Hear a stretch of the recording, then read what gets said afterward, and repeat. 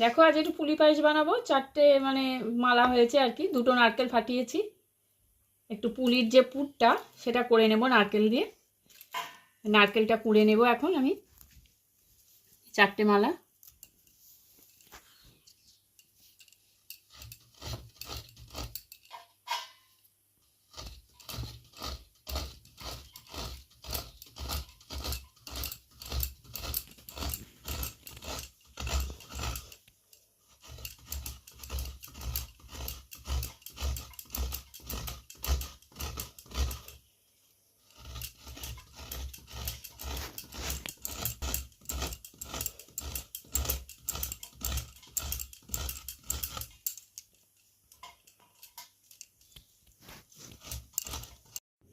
দেখো 4টে মালা কুড়িয়ে নিয়েছি।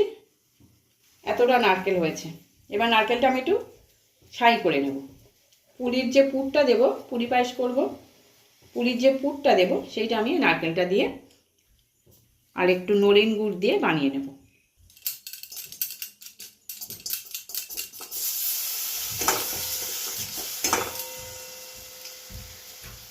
প্রথমে গুড়টা দেব,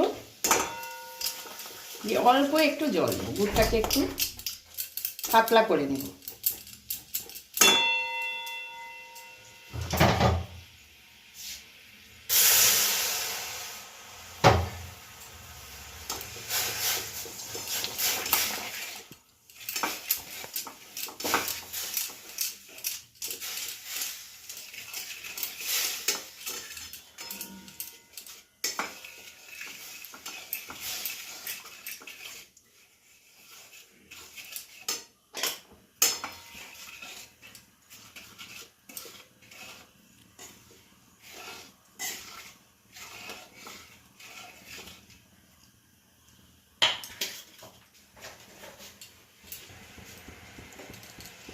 গুড়টা ফুটে উঠেছে, এবার আমি নারকেলটা দিয়ে দেবো।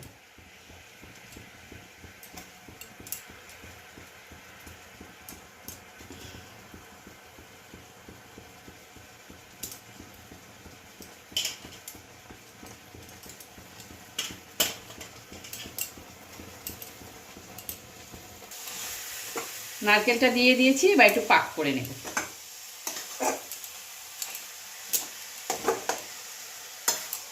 পরে আরেকটু দেখে গুড় দিতে হবে, যদি লাগে তাহলে আরেকটু গুড় পরে দেব।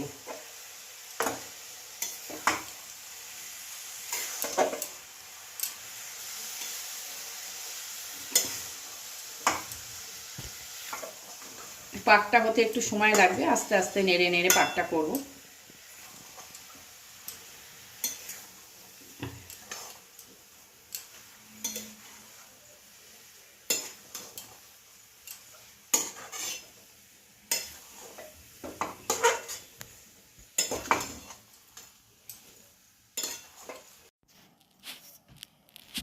এই রাঙা আলুগুলো নিয়ে নিয়েছি আমি, যে ডোটা বানাবো পুলির, চালের গুঁড়ো দিয়ে আর এই রাঙা আলু দিয়ে। রাঙা আলু দিলে কি হয়, রাঙা আলু দিলে পুলিটা একটু নরম হয়, আর মিষ্টি আলু যেহেতু বেশ ভালো লাগবে খেতে। মিষ্টি আলু দিয়ে আমি চালের গুঁড়ো দিয়ে ডোটা বানাবো। এই মিষ্টি আলুগুলো নিয়েছি, এগুলো একটু সিদ্ধ করে নেব। নারকেলের পুরটা দেখো হয়ে গেছে। একটু তুলে নিয়ে না একটা পাত্রে একটু দেখে নেবে, একটা পাত্রে তুলে নিয়ে একটু দেখে নেবে যদি নাড়ুর মতন এরকম পাকানো যায়। একটু গরম আছে, একটু ঠান্ডা করে দেখো, দেখো পুরো নাড়ুর মতো গোল হয়ে যাচ্ছে, ভেঙে যাচ্ছে না, আঠা আঠা মতো হয়ে গেছে, পুরো নাড়ুর মতো পাকটা হয়ে গেছে। তখনই বুঝবে হয়ে গেছে। আমার পুরটা হয়ে গেছে, এবার গ্যাসটা নিভিয়ে দেবো।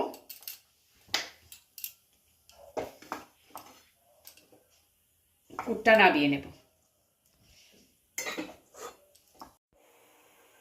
দেখো মৌ আলুগুলো, মৌ আলু বলে অনেকে, রাঙা আলু বলে অনেকে, মিষ্টি আলু বলে।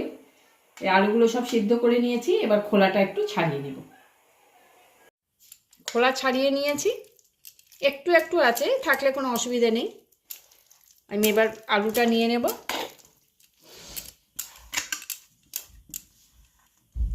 নিয়ে এর মধ্যে চালের গুঁড়ো দেব। আলুগুলো একটু ম্যাশ করে নিচ্ছে, একদম গলে গেছে। এবার আমি চালের গুঁড়ো দিয়ে এটাকে মাখবো।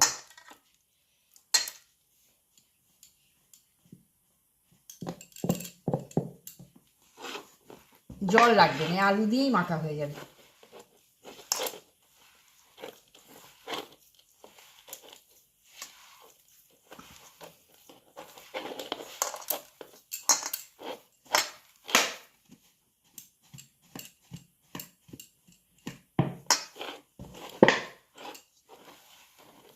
আলু দিচ্ছি না, পুলিটা খুব নরম হবে।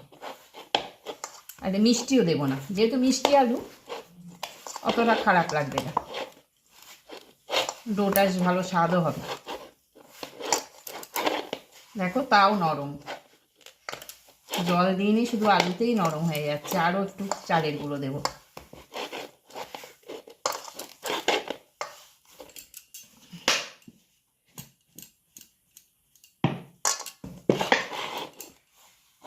এইবার হয়ে যাবে।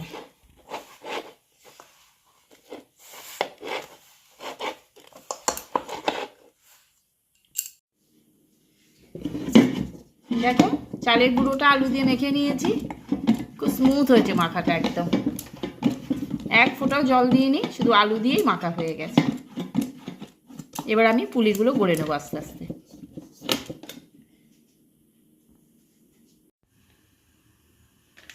এই যে এই ডেচকি, বড় ডেচকি, একটা বড় পাত্র হলে ভালো হয়, পুলি লেগে যাওয়ার সম্ভাবনা থাকে না। বেশ পুলিগুলো ভালো বেশ ভাসে, আপনভাবে সিদ্ধ হয়। একটু বড় জায়গা হলে সুবিধা হয়। একটু বড় জায়গা নিয়ে নিয়েছি। এবার আমি দুধ দিয়ে দেবো, দুধটা গরম হতে থাক, আমি পুলিগুলো ততক্ষণে গড়বো। আমি 2 লিটার দুধ দেবো।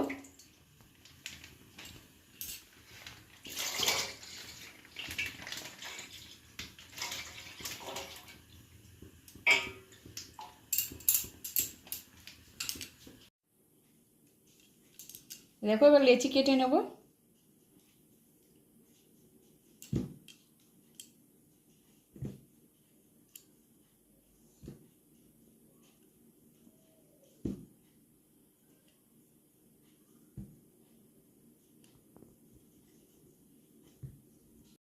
দেখো লেচি পাকিয়ে নিচ্ছি। এবার আমি পুরটা ভরবো।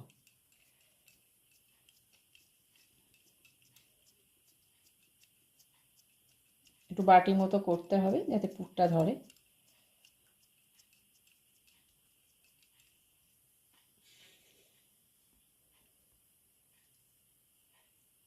এবার পুরটা দেব, দিয়ে এটা একটুখানি সাইডে একটু জল লাগিয়ে নেব।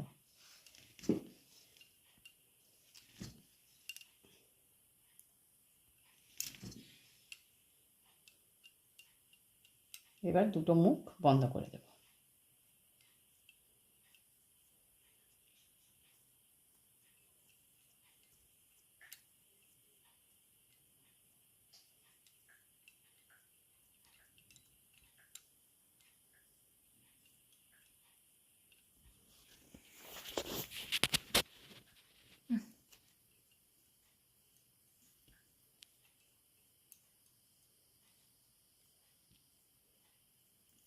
এইভাবে আমি বানিয়ে নেব পুলিগুলো।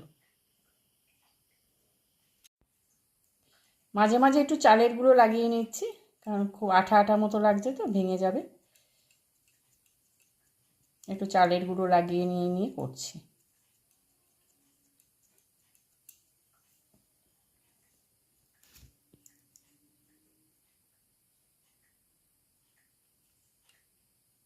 একটু পুর বেশি থাকলে খেতেও ভালো লাগে। এবার একটু জল লাগিয়ে নিচ্ছি সাইড থেকে,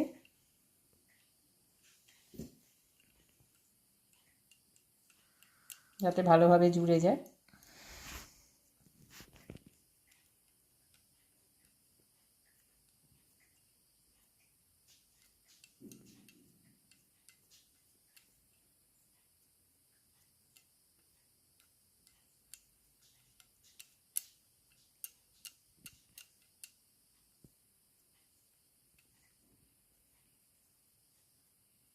এইভাবে ধারগুলো মুড়ে দিতে হবে।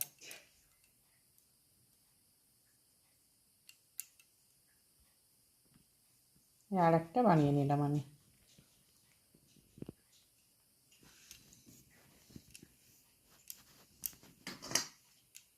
এই পুরোটা বানিয়ে নেব। এতগুলো লেচি একটা একটা করে বানিয়ে নেব, নিয়ে তারপর দুধে ছাড়বো।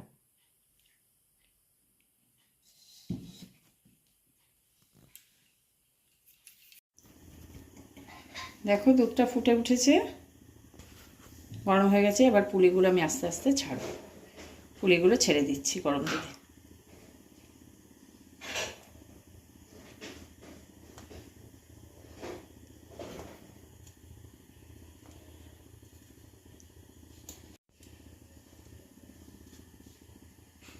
পুলিগুলো যখন সিদ্ধ হবে না, দেখবে সব ভেসে ভেসে উঠবে। মাঝে মাঝে একটু নাড়িয়ে দিতে হবে, লেগে না যায়। ভেসে উঠলেই বুঝতে হবে সিদ্ধ হয়ে গেছে। আরও কয়েকটা আছে, বানিয়ে নেব, নিয়ে দুধের মধ্যে ছেড়ে দেব। গুড়টা লাস্টে দেব, কারণ অনেক সময় নলেন গুড়ে দুধ কেটে যায়, সব গুড় সমান হয় না তো, ওই জন্য গুড়টা লাস্টে দেব। গুড় এখন আমি দেব না, কমপ্লিট হয়ে যাবে তারপরে গুড়টা দেবো, নিভিয়ে দিয়ে গুড়টা দেব। আর কয়েকটা বানিয়ে নেব। দেখো সব কেমন ভেসে উঠেছে, তার মানে হয়ে গেছে। এবার আমি নিভিয়ে দেব, নিভিয়ে দিয়ে গুড়টা দেব, নাহলে কেটে যাবে দুধ। ঠিক ভেসে উঠেছে, সব ভেসে উঠে গেছে। এবার আমি গুড়টা দিয়ে দেব।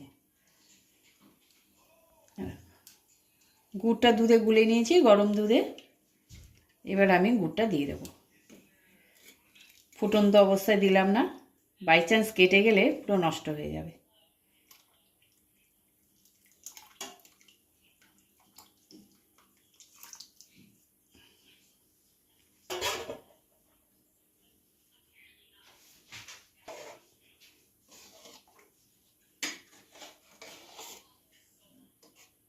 ভাঙেনি, অনেক সময় ভেঙে যায়, মাখা যদি ভালো না হয় না ভেঙে যায়। দেখো গোটা গোটা আছে একদম, দেখো গোটা গোটা, সব গোটা গোটা। ভেঙে গেলে পুরটা বেরিয়ে যায় অনেক ক্ষেত্রে। আমার পুলিগুলো একদম ভাঙেনি, সব গোটা গোটা আছে।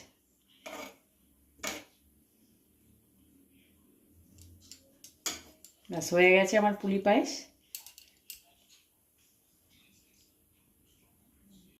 গুড়টা দিয়ে দিয়েছি, আর একটু ছাই বেশি আছে, একটু ছাই দুধে দিয়ে দেবো, তাহলে খেতে ভালো লাগে দুধটা। একটু ছাই, নারকেলের এই যে ছাই করেছি পুরটা একটু দুধে দিয়ে দিলাম, তাহলে দুধটা খেতে আরও ভালো লাগবে। ব্যাস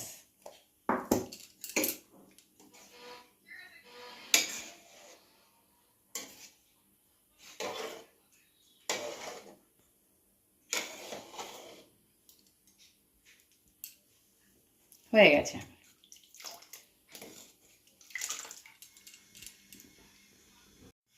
দেখো বন্ধুরা, আমার দুধ পুলি তৈরি হয়ে গেছে। এতক্ষণ ধরে, এত সময় ধরে করলাম, আর তোমার ধৈর্য ধরে এতক্ষণ আমার রেসিপিটা দেখলে, এই জন্য তোমাদের অনেক ধন্যবাদ। আর যদি আমার এই রেসিপিটা ভালো লাগে, তাহলে অতি অবশ্যই লাইক করবে, শেয়ার করবে, আর আমার পাশে থাকবে। তাহলে আসছি বন্ধুরা, নমস্কার।